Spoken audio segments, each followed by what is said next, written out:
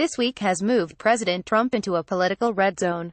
Until now, the president has also generated strong support within the corporate sector, which has been pleased with his mix of tax cuts and deregulation. Trump can kick and scream all he wants, but as long as the bottom line is good, many business and financial leaders could very well be willing to turn a blind eye toward the bullying and bombast. But now the tweet storms are encroaching into dangerous territory for the president. His tirades are starting to spook the markets and to trigger retaliatory tariffs that can have a damaging economic impact. The potential trade wars with China can fall hardest on voters in states like Wisconsin, Ohio and Iowa that are at the heart of his coalition.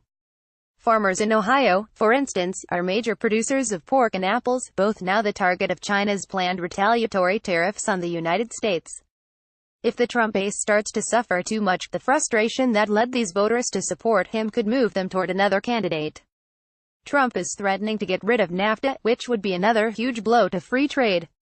Support from Republicans outside of Trump's core base, those who would have preferred another Republican candidate, remains strong, but could easily start to thin. More than anything else, as was evident with the resignation of Gary Cohn, who refused to step down even after Charlottesville, this might convince the corporate world to start looking for a new president. For a Republican whose support is so fragile, corporate opposition could be devastating. In response to the Amazon tweets, the executive vice president of the Chamber of Commerce fired back by saying, "It's inappropriate for government officials to use their position to attack an American company." Although there are ongoing negotiations to resolve these issues, such as saving NAFTA, the president is getting in the way.